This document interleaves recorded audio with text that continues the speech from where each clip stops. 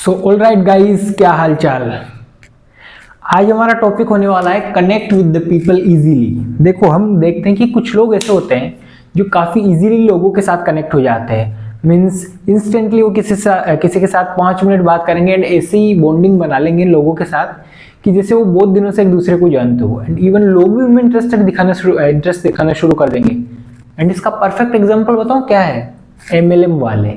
MLM वाले जो भाई लोगों को पेलते हैं ना, मतलब ऐसी बात नहीं, सारे एमएलएम वाले गलत नहीं होते, कुछ कुछ जेन्युइन भी होते हैं। बट देखो, मोस्ट ऑफ दी जो एमएलएम वाले वो इसी चीज़ के लिए जाने जाते हैं कि वो लोगों को पेलते ही है सिर्फ। एंड पेलना अगर गलत वर्ड है तो उसके लिए already sorry by the way. तो वो ऐसे क्या चीज़ें फॉलो करते हैं या फिर ऐसे क्या टिप्स एंड क्या ट्रिक्स लगाते हैं कि वो लोगों के साथ ईजिली कनेक्ट हो जाते हैं। आज हम वही चीज़ डिस्कस करेंगे। बट स्टार्ट करने से पहले एक छोटी सी स्टोरी आपको सुनाना चाहता हूँ। 2 सेल्समैन की एक स्टोरी है। एक कंपनी में 2 सेल्समैन थे, दोनों सेम लेवल पर काम कर रहे थे एंड दोनों में ऑलमोस्ट सेम स्किल्स थी। दोनों को एक टारगेट दिया गया, एक को कोई एक एरिया दिया गया कि तुम्हें इस एरिया में सेल करनी है एंड एक का उसी एरिया का दूसरा पार्ट दिया गया दूसरे सेलमैन को। तो जो फर्स्ट वाला सेलमैन है वो अपनी बातों से ऐसा शो करता है जैसे वो एक बड़ी कंपनी में बड़ी पोस्ट पर काम करता हो। वो जिससे भी बात करता हो, वो भले ही रूरल एरिया का बंदा हो या फिर वो वर्क प्रोफेशनल हो या फिर कोई स्टूडेंट हो, किसी से भी बात करता उससे एक उसी टोन में बात करता, एक ही स्टाइल में बात करता। हाय सर, माई सेल्फ ये अपना नाम बताता एंड हर से वही एक ही टोन में बात करता। लेकिन जो सेकंड वाला सेलमैन था उसका एक अलग तरीका था। मतलब स्किल्स दोनों में ऑलमोस्ट सेम थी, बट सेकंड वाले में डिफरेंस ये था कि वो जैसा बंदा उसको मिलता, अगर वो स्टूडेंट मिलता उसे तो वो स्टूडेंट वाली टोन एंड स्टाइल में आ जाता, स्टूडेंट से वही फ्रेंडली जोन में आ जाता वो। अगर कोई वर्क प्रोफेशनल मिलता उसे तो वो अपने प्रोफेशनल तरीके से उसके सामने पेश आता। कोई गुजराती आदमी मिलता तो खम्मा गणी भाई राम, और कोई राजस्थानी मिलता, सॉरी उल्टा बोल दिया मैंने, कोई राजस्थानी मिलता तो खम्मा गणी भाई साहब, और कोई गुजराती मिलता तो केम छो भाई। तो मतलब उन्हीं की स्टाइल एंड टोन में बात करता वो। तो आपको क्या लग रहा है, ये फर्स्ट वाला सेलमैन ज़्यादा सेल्स करेगा या सेकंड वाला सेल्समैन ज़्यादा सेल करेगा? तो देखो, जो रिजल्ट है ना उसे देखकर आप खुद भी शॉक हो जाओगे कि जो फर्स्ट वाले सेलमैन ने जितनी सेल्स की, सेकंड वाले ने उसकी दोगुनी की थी। बस डिफरेंस ये था कि फर्स्ट वाला अपनी नेचुरल टोन में बात कर रहा था, सभी से एक सिंगल टोन में बात कर रहा था। वो लोगों को ये नहीं देख रहा था कि सामने वाला स्टूडेंट है, किसी और स्टेट से, किसी और जगह से, या फिर वर्क प्रोफेशनल है। वो सिर्फ अपनी टोन में बात कर रहा था। लेकिन जो सेकंड वाला है वो ये देख रहा था कि सामने वाला मेरे को किस भाषा में या किस स्टाइल में सुनना पसंद करेगा। तो इजीली कनेक्ट ये वाला हो पा रहा था। बिकॉज अब जैसे हमें भी तो लगता है ना, जैसे अगर कोई हमारा ही बंदा है, हम किसी आउट स्टेट में हैं जो हमारा स्टेट नहीं है, और वहाँ पर हमारे स्टेट का या हमारी जैसी भाषा वाला बंदा मिल जाता है तो हमें कितनी खुशी होती है। हमें लगता है यार ये तो मेरा खास भाई है, भले ही हम जानते भी नहीं हो, बहुत दूर दूर हो हम दोनों का घर, फिर भी ऐसा फील आती है ना। तो वही है यार कि आप सामने वाले की टोन एंड स्टाइल में बात करोगे तो ही आप इजीली कनेक्ट कर पाओगे लोगों के साथ। सो ऑलराइट, एक बहुत बड़ा मिसकंसेप्शन था हमारे अंदर जो एकदम से बिल्कुल ख़त्म हो चुका है कि हमें लोगों को अपनी स्टाइल में समझाने के बजाय उनकी स्टाइल में खुद को डालना जरूरी होता है। सो मिसकंसेप्शंस भी है हमारे अंदर कुछ कुछ इस चीज़ को लेके कि लोग कैसे कनेक्ट हो पाते हैं हमसे। तो हम सोचते हैं, क्या सोचते हैं, एक तो पहला बता दिया कि हम मोनोटोनस रहते हैं, हम अपनी स्टाइल में अपनी टोन में बात करते रहते हैं लोगों के साथ, वो नहीं करना। सेकेंड थिंग इज़ कि हम सिर्फ अपने इंटरेस्ट की बातें करते हैं। अगर जैसे मैं क्रिकेट में इंटरेस्टेड हूँ, सामने वाला क्रिकेट में इंटरेस्टेड है नहीं, फिर भी मैं उसके साथ क्रिकेट की बातें करूँगा। ये नहीं कि मैं कोई एक कॉमन इंटरेस्ट फाइंड कर लूँ दोनों का, जिसमें दोनों का इंटरेस्ट हो एंड वो वाली बातें स्टार्ट कर दूँ।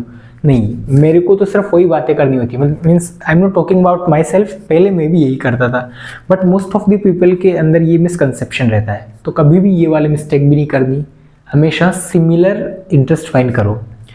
Third thing is don't listen others. हमारी आदत होती है कि हम सिर्फ अपनी बात बोल दें, अपनी जितनी भी अंदर की दिल की चीज़ें वो सारी निकाल दें बाहर। अरे भाई रुक जाओ यार, रुक जाओ थोड़ा सा, पहले लोगों की भी तो सुन लो। ठीक है, आपने अपनी बातें बोल दी, अब उनकी बातें भी तो सुन ली। अगर 4 बातें आपने बोली है तो 5 बातें उनकी भी सुनो, क्योंकि शुरुआत में आपकी बात उन्होंने सुन ली, तो it is your responsibility that you should listen them also. So don't worry about it. आज हम ऐसे तरीके एंड ऐसे टिप्स बताएंगे जिनका यूज़ करके आप लोगों के साथ इजीली कनेक्ट कर सकते हो।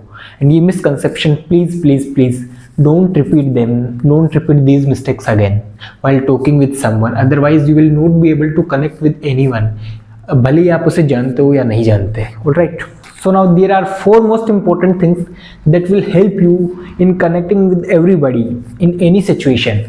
So देखो, कोई भी इंसान अगर आपसे मीट करता है, आपसे मुलाकात करता है, बातचीत करता है, तो उसको यही 4 चीज़ें चाहिए। वो किसी भी कैटेगरी में अलाइन करे, इवन वो चाहे कोई स्टूडेंट हो, चाहे कोई वर्क प्रोफेशनल हो, या फिर कोई ओल्ड एज इंसान हो, कोई भी हो, उसको ये 4 चीज़ें चाहिए। 4 में से इसके आउट नहीं जाएगा, इनके अंदर ही वो अलाइन करेगा मोस्टली। पहला है इंफॉर्मेशन, सेकंड है इंफॉर्मेशन मीन्स नॉलेज। नॉलेज जैसे अभी मैं आपको नॉलेज दे रहा हूँ कम्युनिकेशन की, right. Second cheese is emotions, emotionally connect होना काफ़ी इंपॉर्टेंट बन जाता है। इमोशनली कनेक्ट कैसे हो सकते हो? देखो, जैसे किसी का ब्रेकअप हो गया हो फॉर एग्जांपल, तो आप उसके साथ अपनी आवाज़ में वो दर्द लाओ जो उसके अंदर है, क्योंकि आप वो दर्द अगर उसको फील करवाओगे ना कि yes I can understand your feeling, वो वाली आवाज़ आप लाओगे, तब ज़्यादा वो कनेक्ट कर पाएगा। बट वही अगर किसी का ब्रेकअप हो गया उसके बाद भी बोल रहे हो आप, अरे और पर लड़कियों के चक्कर में हो गया ना ब्रेकअप, तो फिर he will not be able to connect with you और she will not be able to connect with you. दोनों ही केस में सेम है। तो थर्ड थिंग जो होती है वो है पीस।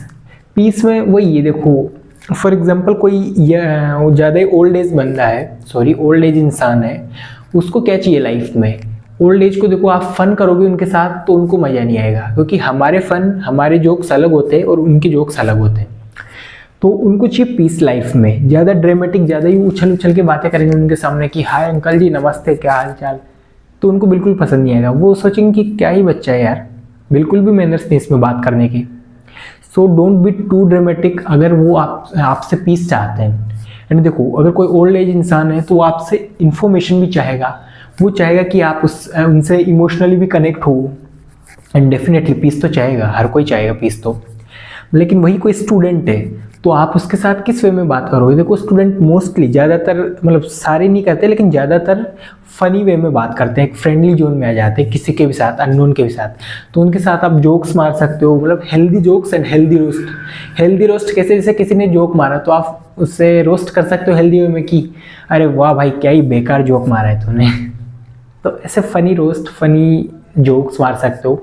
ज़्यादा इसमें भी ज़्यादा ड्रामेटिक नहीं होना, वरना लड़ाई झगड़े का वो रहता है, लड़ाई झगड़े का मामला हो जाता है यार।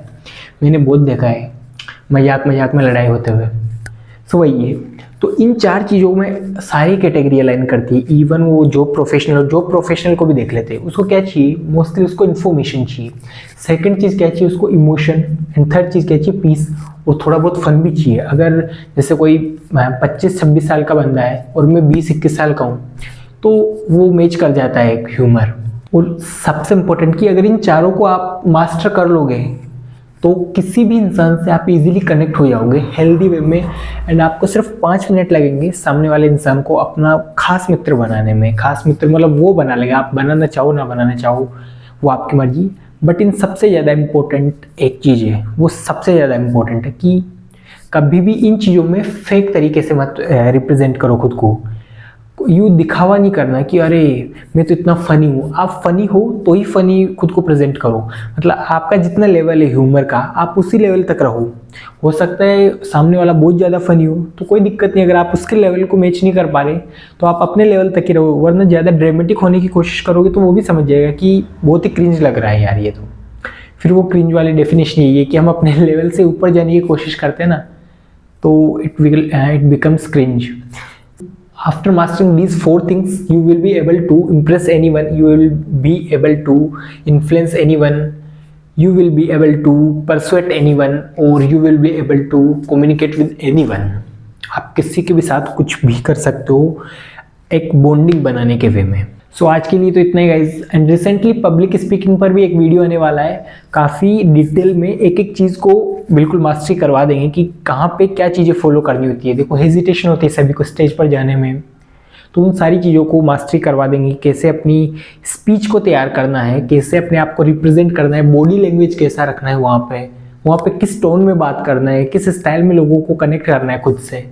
सो each and everything will be told in that chapter. So तब तक के लिए stay focused and keep working. कल इंतज़ार करना उस टॉपिक का, पब्लिक स्पीकिंग।